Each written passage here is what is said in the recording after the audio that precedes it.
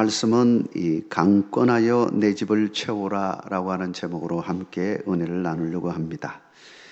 오늘 본문을 보면 예수님의 비유가 나타나 있는데 그 비유 타이틀을 되게 큰 잔치 비유 이렇게 말하곤 합니다. 이 비유 속에는 한 주인이 나타나 있습니다.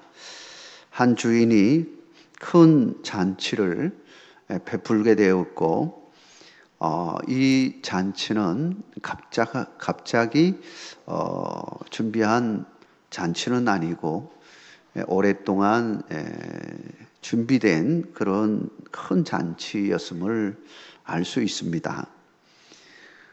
잔치를 다 준비한 후에 종도를 보내서 이제 초대할 사람들에게 알립니다. 그런데 이 초대에 응하는 것을 보면 모두가 거부하고 있음을 알 수 있습니다. 이런 상황을 보면서 주인은 크게 화를 냈다, 분노했다 말하고 있는데 화가 단단히 나게 돼서 종들에게 특단의 조치를 취하는 걸 보게 되어집니다.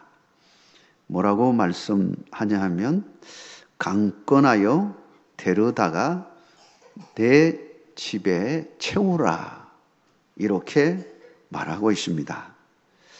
이것은 굉장한 말이라고 말할 수 있죠. 만약 초청에 응하지 않은 사람들이 초청자가 누구인지 그리고 그 의미가 무엇인지 가치와 결과를 안다면 함부로 내가 못 가겠다고 하지 못할 것입니다. 여러분 한번 생각해 보십시오. 높은 사람이 대통령이 오라고 초대장을 보냈다면 쉽게 거부하겠습니까? 그러지 못할 겁니다. 그리고 그 잔치가 정말 중요한 잔치라면 여러분 다른 거 다 제껴놓고 그 잔치에 참여할 것입니다. 그래서 오늘 이 잔치가 어떤 의미를 가지고 있느냐 하는 것을 살펴보려고 하는 것입니다. 무엇보다도 오늘 본문에서 강권하여 데려다가 내 집을 채우라 하는 이 의미를 생각하면서 이제 우리가 얼마 있지 않으면 추수감사주일을 우리가 드리게 되어집니다. 이 추수감사주일은 한 해 동안 우리에게 베풀어 주셨던 하나님의 은혜를 기억하면서 감사함으로 하나님께 나아가는 귀한 은혜의 시간이죠. 더불어서 영혼을 구원하는 일에 아주 중요한 그런 절기이기도 한 것입니다. 우리 온 성도들이 이 시간에 이 절기, 추수감사절, 이 축제가 바로 하나님과 함께하는 그런 천국 잔치임을 믿으시고 우리도 오늘 본문에서 말하는 것처럼 강권하여 데려다가 내 집을 채우라 라고 하는 이 음성을 우리 모두가 듣는 귀한 은혜의 시간이 되기를 주의 이름으로 축복합니다. 왜 우리는 강권하여 내 집을 채워야 되느냐라고 하는 겁니다. 첫 번째는 이 잔치는 천국 잔치인데 하나님이 준비하신 천국 잔치라고 하는 겁니다. 여러분 이 천국 잔치에 여러분들도 다 초대되어서 오게 되었음을 기쁘게 여기시기를 주의 이름으로 축복합니다. 15절의 말씀에 보면 한 유대인이 예수님에게 이렇게 말합니다. 무릇 하나님의 나라에서 떡을 먹는 자는 복되도다 이렇게 말합니다. 이 말은 예수님께서 하신 말씀이 아니고 누가 하신 말씀일까요? 바로 예수님을 초대한 사람 중에 한 사람일 겁니다. 지금 예수님께서는 1절에 가보면 바리새인 집에 초대를 받아서 거기서 식사를 하게 되어지는 장면이 앞부분에 나와 있습니다. 어쨌든 유대인이 지금 이 이야기를 하게 되어집니다. 아마도 그가 생각하기에는 예수님께서 앞에서 말씀하신 이 천국 잔치에 대해서 막 이야기를 하니까, 이야, 천국 잔치 나도 그게 들어가야지. 아니, 나는 충분히 들어갈 수 있어. 그걸 전제하면서 무릇 하나님의 나라에서 떡을 먹는 자는 복되도다.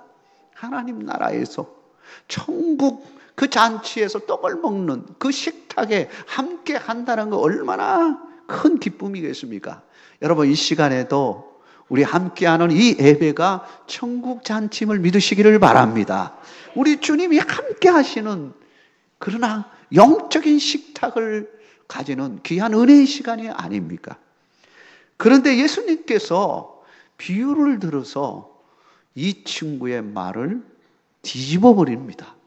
이 말 자체는 맞는 말이에요. 이 말 자체는 무릇 하나님 나라에서 떡을 먹는 자는 복되도다 말씀하셨기 때문에 이 말 자체는 맞는 말인데, 중요한 것은 누가 거기에 초대되느냐라고 하는 겁니다. 그런데 이 친구는 생각하기를 마음속으로, 나는 유대인인데 이미 선택받은 백성인데 당연히 거기에 들어가겠지라고 생각을 했는데, 사실은 예수님의 생각은 그것이 아니었습니다. 아니, 하나님의 생각은 그것이 아니었습니다. 아니, 지금까지 유대인들이 해왔던 걸 보면 아니라고 하는 겁니다. 하나님과 함께하는 동행의 삶을 살고 하나님과 늘 바라보면서, 하나님 바라보면서 살았던 그 친구들이라면 얼마든지 이 자리에 올 수 있을 겁니다. 그런데 바리새인 누굽니까? 그리고 사두개인, 그리고 유대인들, 서기관들, 예수님을 십자가에 못 박는 일에 첫 번째로 나선 사람들입니다. 다시 말하면 예수님을 거부했던 사람들입니다. 그러면 이 천국 잔치에는 누가 참석할 수 있느냐? 바로 하나님을 믿고 예수 그리스도를 믿는 사람만이 이 자리에 올 수 있는 자리예요. 그런데 그는 그렇지 못한 유대인 중에 한 사람이었다라고 하는. 그래서 비유를 들어서 말합니다. 이제 비유에서 주인이 나옵니다. 주인이 마치게 이제 종들을 통해서 맛있는 음식을 준비하고 잔치를 쭉 준비했습니다. 명단을 다 짜고, 그리고 그들에게 종들을 보냈습니다. 오늘 본문에도 보면 이제 모든 것이 다 준비돼서 잔치할 시각에 그 청하였던 자들에게 이렇게 되어 있습니다. 이미 다 미리 예고를 한 거예요. 미리 다 명단에 다 나와 있어가지고 누구네 집 이렇게 해가지고 다 이미 통보를 한 상태입니다. 근데 막상 다 준비해가지고 부르는데요, 이 사람들이요 다 이유를 대고 못 오겠다는 거예요. 이것은 뭘 보여주냐면, 예수님 시대의 지금 상황을 보여주면서 앞에 있는 이스라엘의 모습을 보여주는 겁니다. 이스라엘들이 이렇게 하나님께서 준비된 이 초대의 잔치에 참석하라고 다 이야기했는데요, 참석을 안 하는 거예요. 다 이유를 대고요, 하나님을 떠나고요, 멀리하고요, 이유를 대고요. 우리도 가끔 이 아름다운 잔치에 이유를 대면서 못 올 때가 있습니다. 못 올 때가 있어요. 그러나 여러분, 그 모든 거 다 제껴놓고 이 자리에 온 것은 특별하신 하나님의 은총임을 믿으시기를 바랍니다. 누가 여기에 오겠습니까? 예수님을 믿는 사람만이 올 수 있는 자리입니다. 그래서 요한복음 1장 12절에 영접하는 자 곧 그 이름을 믿는 자들에게는 하나님의 자녀가 되는 권세를 주셨으니 라고 말하고 있는 겁니다.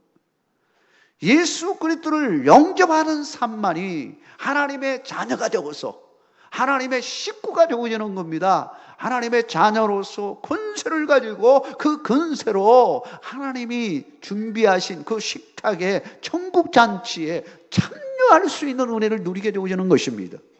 여러분 오고 싶다고 올 수 있는 것도 아니에요. 그리고 초청했는데도 방해하는 것들이 너무 많습니다. 방해하는 것들이 많아요. 예수님을 믿고서 정말 천국 잔치에 참여할 수 있는 은혜를 누렸다는 것은 전적으로 하나님의 은혜예요. 여러분 하나님의 은혜를 잊지 않는 여러분 되시길 주의 이름으로 축복합니다. 두 번째는 그 초청되어진 그 잔치가 무엇이냐라고 하는 겁니다. 우리가 강권하여 내 집으로 채워야 할 이유는 이 잔치가 다른 잔치하고는 분명히 다른 복음에 분명한 메리트가 있는 잔치라고 하는 사실을 기억해야 되는 겁니다. 메리트라는 말을 써서 좀 그러기는 하지만 우리가 자주 쓰는 단어이기 때문에 그대로 사용했습니다. 그러면 예수님의 하나님이 준비하신 그 천국 잔치는 다른 잔치와 무엇이 다르냐라고 하는 겁니다. 무엇이 다르냐? 오늘 본문에 보니까 이 사람들은 왜 이 잔치에 가지 않았느냐 살펴보니까요. 어떤 사람은 밭을 샀기 때문에 그렇다 그러고 어떤 사람은 소 5교리를 사서 이걸 시험 한번 해봐야 될 것 같고 어떤 사람은 장가 들었으니 못 간다고 이야기를 합니다. 이런저런 이유를 댔습니다. 그렇다면 이들이 만약에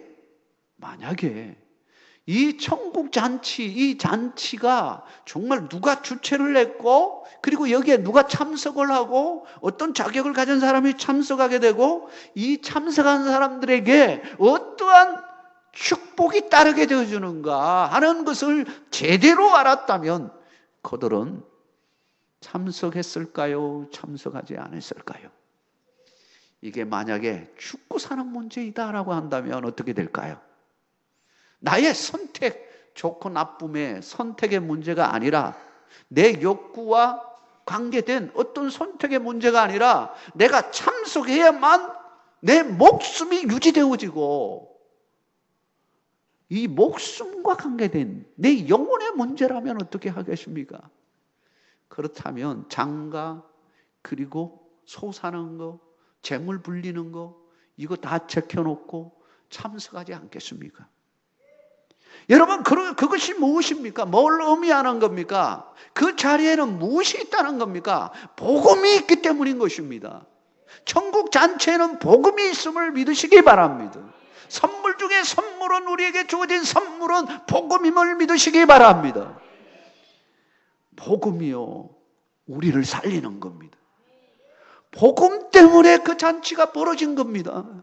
복음의 핵심은 누구일까요? 예수 그리스도입니다. 예수님을 만나기 전에는 정말로 예수님을 믿는 사람을 그렇게 쫓아다니면서 핍박했던 사람이 있었습니다. 바울이었습니다. 바울은 자기를 엄청 자랑할 만한 그런 조건들을 가지고 있는 사람이었습니다. 그래서 자기의 라이센스, 자기의 이력서를 쭉 보면요. 나는 바리새인 중에 바리새인이요. 여러분 바리새인이 진짜 대단한 사람들이에요. 바리새인 중에 바리새인이에요. 가문으로 말하면요. 정말 가장 최고의 그 가문 출신이고요. 학풍으로 말하면요. 공부로 말하면 최고의 엘리트 코스를 밟은 사람이고요. 이게 모든 조건들이 다 갖추고 있는 사람이 바울이에요. 야, 가문 비롯해서요. 모든 것을 다 잘 조합해서 갖춘 사람 바울이었어요.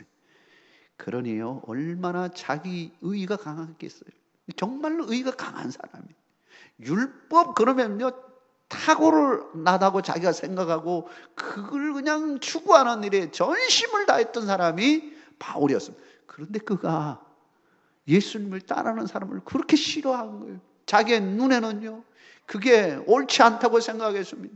그 희망이 없다고 생각하고 어리석은 일이라고 생각했습니다. 지혜롭지 못하다고 생각을 했습니다. 그런데 그가 예수님을 따르는 사람을 잡기 위하여 가다가 다메섹 토상에서 길가에서 누구를 만났느냐? 예수님을 만났습니다. 부활하신 예수님, 죽었다고 생각했는데 그 살아계신 예수님을 만나고 나서요, 그가 완전히 바꿔졌습니다. 예수님을 만나지 않으면 바꾸지지 않습니다. 예수님을 만나지 않으면 천국 잔치에도 들어갈 수가 없습니다. 교회 아무리 다녀도요, 10년 다니고 20년 다니고 30년을 다녀도 예수님을 만나셔야 되는 거예요. 예수님을 영접하셔가지고 예수님이 내 마음의 중심에 항상 계신다는 확신을 가지고 있는 사람이 천국에 들어갈 수 있습니다. 예수님이 과연 누구실까요? 왜 바울은 그렇게 변화되었을까요? 국내의 한 유명한 철학자는 은퇴를 하면서 이런 말을 남겼습니다. 인생의 답이 무엇인지 나는 평생 헤맸는데 답을 찾았습니다. 그 답이 결국 답이 없다는 답을 찾았습니다. 그는 행복이라고 하는 것이 뭘까 하고, 죽음이라고 하는 것이 뭘까 하고, 우리의 인생의 낙이 뭘까 하고, 철학적으로 그런 모든 것을 찾아보려고, 답을 찾아보려고 아무리 발버둥 치고 노력했는데 결국은 답을 찾기는 찾았는데 그 답이 뭐냐 하면 뭐예요? 답이 없다. 철학으로는 답을 찾을 수 없다는 답을 찾았다는 것. 어디서 답을 찾을 수 있을까요? 여러분, 예수 그리스도 안에 다 있음을 믿으시기를 주의 이름으로 축복합니다. 예수 그리스도 안에 있습니다. 우리 주님이 직접 말씀하셨습니다. 길이요 진리요 생명이니 라고 말씀하셨습니다. 우리 주님 안에 다 있습니다. 예수님을 만나게 되면 길이 보입니다. 예수님을 만나게 되면 어떻게 되어지느냐? 참으로 놀라운 일이 일어납니다. 진리가 뭔지 깨달아져요. 성경을 아무리 믿어보려고 뒤적거리고 좋다고 그래서 아무리 보려고 해도 이게 읽혀지지가 않는 거예요. 왜? 영적인 성경책이기 때문에 읽혀지지가 않는 거예요. 진리를 알려고 깨우치려고 아무리 했는데. 그러나 예수님을 만나가니까 영적인 눈이 확 달라져 버리는 거예요. 거듭남을 체험하니까요, 성경이 술술 읽혀지기 시작합니다. 성령께서 가르쳐주기 시작하십니다. 뿐만 아니라 우리의 생명이 그냥 목숨이라고 하는 생명이 아니라 영생이라고 하는 영혼의 생명이 있다는 사실을 깨닫게 되어집니다. 사랑하는 성도 여러분, 우리 인생의 문제, 영적인 문제, 죽음의 문제, 고통의 문제, 고난의 문제, 낙이라고 하는 거, 이 문제들을 어디서 찾을 수 있습니까? 철학으로 찾을 수 있습니까? 과거로 찾을 수 있습니까? 아닙니다. 이 모든 것 찾을 수 있는 모든 것의 하나는 예수님의 길 외에는 없습니다. 그래서 예수님을 만나게 되는 천국 잔치에 오는 것이 얼마나 중요한지 몰라요. 우리가 왜 전도해야 되는 겁니까? 오늘 전하라고 찬양으로 올려드렸는데 뭘 전할 수 있겠습니까? 뭘 전할 수 있겠습니까? 예수님을 자랑해야 되는 것입니다. 예수님이 다 대답을 가지고 계시기 때문이에요. 여러분, 예수님을 전할 수 있는 여러분 되시길 주의 이름으로 축복합니다. 그래서 우리는 강건하여 데려와서 채울 수 있을 정도로 메리트가 있다는 겁니다. 그래서 우리는 열심으로 복음 전하는 일을 담대하게 해야 되는 것입니다. 여러분, 그런 은혜의 자리에 함께 하기를 주의 이름으로 축복합니다. 세 번째로요, 예수님의 비유에 특별히 왜 강권하여 내 집을 채우라는 이 말씀을 우리에게 주셨느냐라고 하는 겁니다.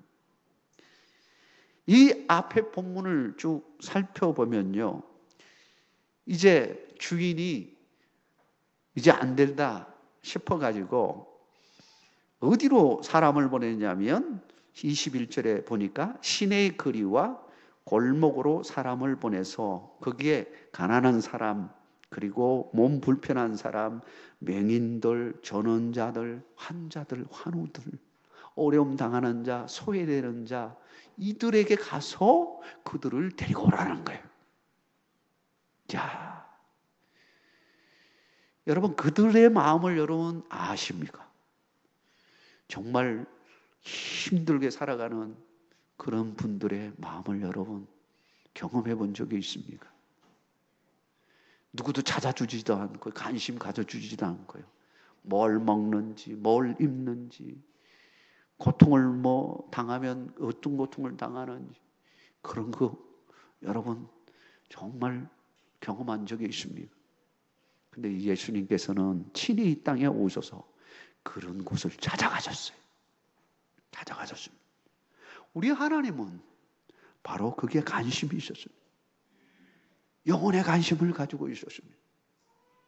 유대인들은 자기 잘났다고 그 좋은 잔치에도 다 거부했는데 이들은 순전함으로 따라왔습니다. 얼마나 은혜입니까? 은혜예요. 누구도 돌보지 않는 이 친구들을 데려와가지고 먹여주죠. 잔치 베풀어주죠. 선물 듬뿍듬뿍 주죠. 얼마나 좋았겠어요. 근데 사실은 우리 자신이 그런 사람들이었습니다. 다 죄인들이에요. 어떤 사람들은 이게 손이 그냥 정상적이 않은 우리의 마음이 그렇다는 거예요. 우리의 마음이 온전한 사람이 어디 있습니까? 저를 비롯해서요 모든 사람들이 다 상처받고요 마음에 어려움 있고요 그런 사람들 아닙니까? 근데 누가 거두어 주냐? 우리 주님이 거두어 주신 거예요. 우리 주님이 거두어 주셨습니다. 우리는 이방인들 아니었습니까? 예수 믿지 않는. 사실 유대인들은 자기들 많이 선택받은 백성이라고 생각하고 다른 민족은 다 이방인으로 정죄했습니다. 그들과 가까이 하지 않아서 심지어는 피를 같이 나눈 사마리아인조차도 멀리했습니다. 그들이 올라가면 같은 그런 피를 나눈 사람 아닙니까? 그런데 그들까지도 멀리했어요. 그러나 복음은 그렇지 않습니다. 복음은요 오히려 가난하고 어렵고 이방인들까지 그 복음이 흘러가게 되어진 겁니다. 그래서 오늘 본문의 23절에 보면 길과 산 울타리가로 나가서 그들 강권하여 데려오라. 그거는요 마을에 울타리가 쳐 있는데 그게 경계선이에요. 마을 울타리 경계선을 넘어서 이방인들에게 가서 그들을 데려오라는 의미가 있는 것입니다. 사랑하는 성도 여러분, 복음이 누구입니까? 예수님이시고 예수님의 복음이 이제 어디로 갔습니까? 유대인을 거쳐서 이제는 이방 모든 민족에게까지, 다시 말하면 하나님의 부르심에 응답하는 자가 어느 자리에 올 수 있습니까? 바로 하나님이 마련한 그 천국 잔치에 참여할 수 있는 겁니다. 여러분, 우리가 그렇게 응답해서 여기 온 것 아니겠습니까? 우리 주위에 아직도 많은 사람들이 아직 예수 그리스도를 알지 못하는 사람들이 있습니다. 그들에게도 복음이 들어가서 그들이 반응하여 하나님 앞으로 돌아옴으로 말미암아 우리가 누렸던 이 축복 그들도 누리고 우리 모두가 진정한 천국으로 나가는 주님의 자녀들이 다 되시기를 주의 이름으로 축원합니다.